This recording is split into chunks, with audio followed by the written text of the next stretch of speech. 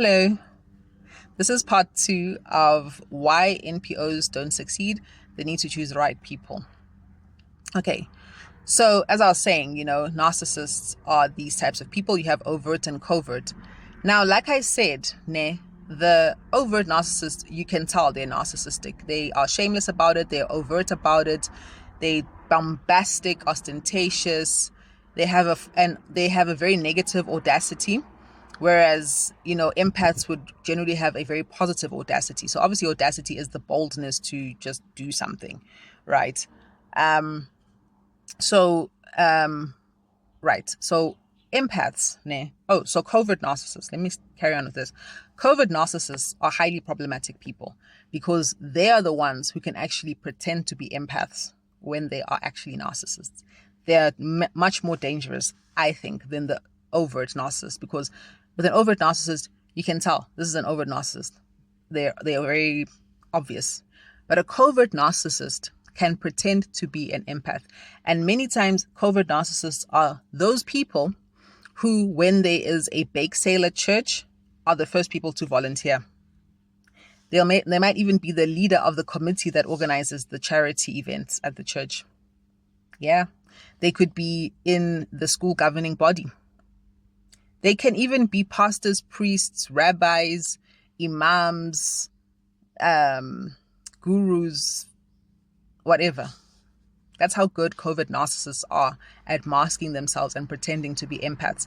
And what's the goal of a covert narcissist? It's the same goal as any narcissist, is to be able to control people and manipulate people so that they can have power over people and so that they can have a sense of power and control over people, because that's how they are fed. Their narcissism, their ego is fed. They're a slave to their ego, essentially. And they're a slave to their ego in such a way that their ego shields them from having to deal with whatever internal traumas and issues that they have, which they refuse to confront. Okay, because every narcissist, according to Carl Jung, is actually a bipolar person, and bipolar is a result of deep childhood trauma. But it's a bipolar person who has created a cap called narcissism so that they can stop the fragmentation of the self, which is bipolar. Okay. Because they want to control them, as a need to assert control over themselves. And in seeking to assert control over themselves, they have to control other people so that other people do not become a threat to the control that they have tried to assert over themselves. Okay. And the empath is the nemesis of that narcissist, because the empath is a person who lives within the vibration of truth, of love. And when an empath is around a narcissist, their very frequency is such that it makes the narcissist uncomfortable because it's the frequency of truth. Okay. And the narcissist, because of the empath's vibration, and also the empath is someone who will speak the truth and will call out nonsense, even if they don't do it overtly, but they will resist the narcissist because they can feel that there's something fishy here. Okay.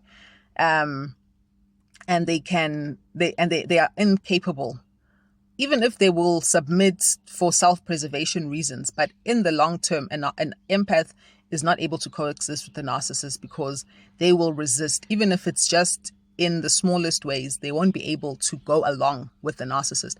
And when an empath can't go along with a narcissist, then the narcissist feels like they don't have the control over their environment, which then makes them feel like they're losing control over the bipolar, which is seeking to fragment their personality. Okay.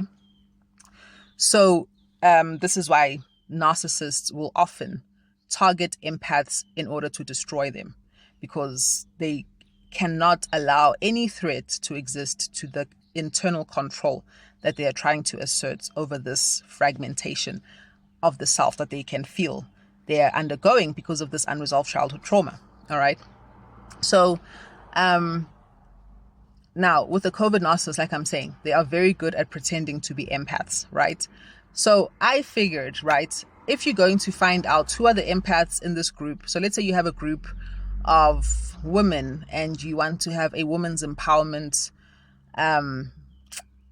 project of some sort with your NPO, and you want, what you need when you do an intervention in a society is you really do need a leadership cohort that you're going to create, right? Who are going to take ownership of the project. They're going to nurse the project through its gestation. They're going to midwife it. You know what I'm saying? They're going to raise it. They're going to nurture it. They're going to make sure it grows strong and sturdy and that it becomes sustainable in the long term. Okay, so you need that leadership cohort to be established so that when you leave as the intervening organization, that leadership cohort is there to maintain the intervention so that it doesn't fizzle out like we see so many interventions do. Okay, so you need that leadership cohorts to be made up primarily of empaths with one or two maybe people from the general population who are amenable to the goals of the intervention. Okay. And now, like I say, you will have COVID narcissists who will make you believe 100% that they are empaths. Okay. So you need to then, so obviously how do you select your people initially? Okay, your leadership cohort, you're going to ask for volunteers because these people are not going to be getting paid for what they're doing, right? They're not going to get paid. And you'll be shocked that a narcissist will actually volunteer to not be paid. But what they're going to do through it is they're going to find ways to use the fact that they're in the leadership cohort of the organization to assert control over people and to assert control over the project, to the point where they are able to actually threaten the longevity and the well-being of the project if they feel like their ability to control people through it is being threatened. They're like that. Ruthless people, okay? So I have two criteria, I think, that will enable you to successfully differentiate between empaths and narcissists and COVID narcissists. And the first one is to ask, in the community and amongst the people who have volunteered to be the leadership, you say to them, you say first to the community members, which of these people are willing to tell the truth, even if it means it will undermine their own sense of safety and security? Okay, that will be the empath. And the community will know, okay? A narcissist will never tell the truth if it's going to undermine their sense of safety and security. A narcissist lies in order to protect their sense of safety and security. And their core need is to maintain the inner control, which they do by maintaining the external control, okay? So that's the one thing. And then the other one is, which of these people does everyone go to when they have a problem, knowing that their secrets will be safe with that person? Because a narcissist will take your secrets and your vulnerabilities and use them against you and tell other people about them so that they can present themselves like they're trying to help you, trying to be your savior. Or if they can see that they are unable to maintain control over you, use them against you to turn people against you so that they can turn the people around you into what is called their flying monkeys. Their flying monkeys are like people that they weaponize against you.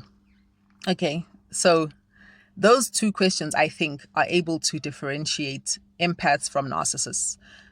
Because also people will know that the difference between an empath and a narcissist when it comes to who can you tell your secrets to, knowing that they'll be safe, because they themselves will have experienced that person as either a safe person or a unsafe person, because eventually that will come to light, you see. And also those questions will expose the narcissist and might even cause them to leave the leadership cohort, because now they've been exposed and now there's a mirror being held up to them. And if there's one thing a narcissist cannot handle, it's a mirror being held up to them. Okay, I'm going to carry on in part 3.